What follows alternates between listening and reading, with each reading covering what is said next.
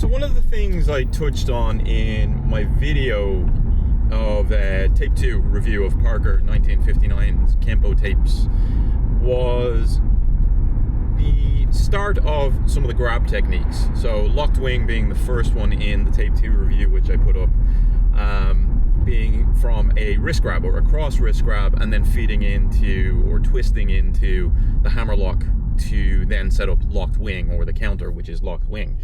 So there's an interesting concept there behind that, as I mentioned in that video, which is it gets lost in the ideal phase a lot of the time. People typically stand, as I gave the example, with their hand already folded behind their back, and the person who is attacking them, in inverted commas, will grab them, will basically, walk up, just put their hand on the wrist lock that it's already been given to them, or onto the hammer lock that's already been given to them, and then the technique happens. So I think one of the things we have lost, as I mentioned there, is that idea of how we set up some of these locks or positions, or how we end up in some of these positions. And the same thing came about as I was joking with someone. I have a nickname in the club that I train in as being called the Bear or the Big Bear, depending on how it is. So I'm cuddly sometimes, and then obviously not in other times. But again, affectionate nickname, by the way.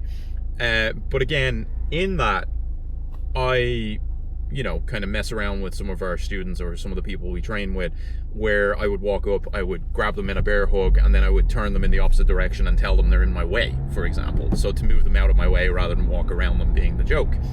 But again, the bear hug, as I did that to someone, I got asked the question of, well, what's a bear hug really for? I'm like, well, just what I demonstrated, which is, just what I just did, basically, to move someone, to make sure that, they get out of my way, or I can enforce my will in terms of picking someone up and moving them where I want them, or out of my way, as the case may be. That's one use of the bear hug. Again, it leads me to the question of, if we just walk up and put our arms gently around the people, like a loving embrace, as opposed to causing an oh shit moment by a short, sharp kind of jolt as we grab them, that initial squeeze where the breath kind of leaves their body for a second, and there's a moment of, oh, what's going on? Our techniques teach, for example, to drop your weight when someone grabs you in some cases, to step out with your left leg if we take, or step out with your right leg rather, if we take something like crashing wings, and we drop out and we drop our height and we drop our elbows to make sure that we're preventing them from being able to lift by basing them out. So again, the counters are built in, the idea is there, but if you don't have the impetus of the actual attack, so if I just walk up again and just put my arms around you, you don't feel why you're dropping your weight, or why you would need to drop your weight in that case. So it's just something that pops up into mind as we talk about this and as we go through it. And I think the hugs, or the bear hugs, are one of those prime examples where we're forced into a close range at that stage. In some cases, if your arms are pinned, for example, you are being restricted in your movement or your potential movements. So we use things like our head, or we use things like lower line strikes. If we take something like thrusting prongs from the front with the arms pinned, we're striking to the groin or bladder, or whatever the case may be, to loosen up and create space for ourselves. So I think it's important that when we do these things, coming back to the original point, we're not just attacking, or rather, we're not just doing the technique as a defensive maneuver against a very set specific attack. We are doing it against that attack with some of the intent put into it, or the proper intent put into it.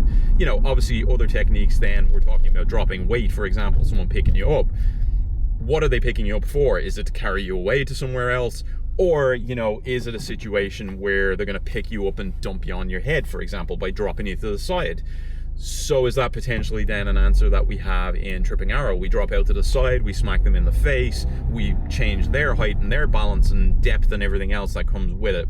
That's the stuff that we need to also factor in. Not so much in the ideal, as we said. The ideal gives you a shape, it gives you a shadow, if you want to call it that, of what the technique can and can't do, what the kind of defensive maneuvers or capabilities are.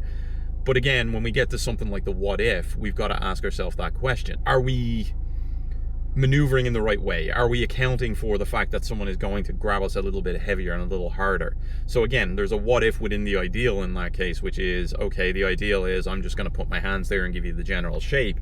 The what if to that ideal is, okay, now I'm going to ideally show you how you might feel in this situation. You know, and then we add the true what ifs. What if my right leg is forward? What if my left leg is forward? What if I have you slightly off balance? What if I'm grabbing you from the side? You know, all of these different things then that we can factor in. But we need to feel that initial attack, or at least the threat of that initial attack, the threat of intent behind that attack, before we can actually deal with it. So these are the things that come up, and when students ask me, for example, what's a bear hug actually do, that leads me to question then, well, you know, you've never experienced a hug. You've never experienced a bear hug, you know, with some form of intent in it. And when you demo it, when I pick that person up and I kind of show them, well, I can dump you on your side, or I can drop you on your back, or, you know, like jiu-jitsu, for example, I could do a sit-out throw. You know, so I wrap around you, I sit down on the ground, and you end up on your back or on your head. You know, all of these different moves that exist out there, there's a concept and an idea behind them that we can actually use. There are reasons why we do certain things in our techniques, which can often be lost as well. You know, and if we take, for example, you know, crashing wings, as we said, someone grabs you from behind. The idea there would be potentially that they are pretty even. They're on a straight line. Both of their feet are directly, you know, aligned behind you as they grab you under the arms free. We have a similar move later on in green belt called squatting sacrifice, which starts ideally like crashing wings. We drop our double elbows, we step out to our right, we do a few different things, but the person's right leg could be more pronounced than forward, which is why we have the ability to reach down and actually grab that ankle and pull it up between the legs, as you would see in a classic sit-out in any of the BJJ or classical jiu-jitsu styles, as a release from a bear hug, or, you know, a hold in that case. So again, we have options, we have things like that.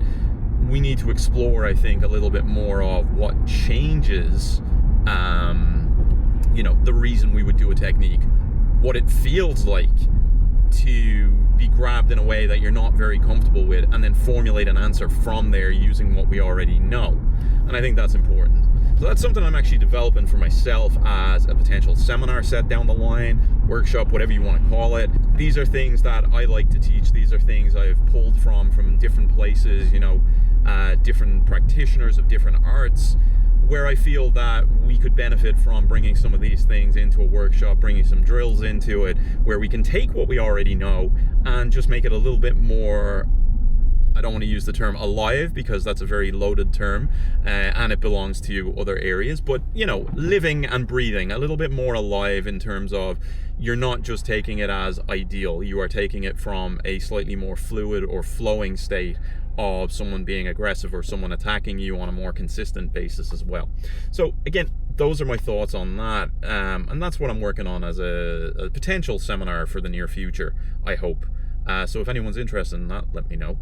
If you're not interested in that, that's also okay too. Maybe I'll put a video out on it at some point as well. So yeah, this is just more of a rambling, musing thought based on, as I said, things I've come across in the old 1959 Parker tapes, particularly, as I said, with the lead-ins, or the reason why you would end up in some of the hug or hold or lock techniques, the positions that you would do those techniques from as well. So what are your thoughts on this? Anything you do in your teachings, anything you do in your training to ensure that you're kind of taking things outside of the original context, or how you are experiencing or forcing yourself into those particular positions for your technique. So again, if we're talking about our bear hugs, what's the precursor to that? There's always a precursor. There's no way somebody is going to be in your space, you know, immediately, unless you've made a mistake, or unless they've done something to force you into that position. So what are your thoughts on that? What do you think? Again, as always interested in hearing what you got to say in the comments, so please feel free to do so, and subscribe if you're not already subscribed, because I'm nearly at that 1,000 mark, and that is a personal goal that I currently have.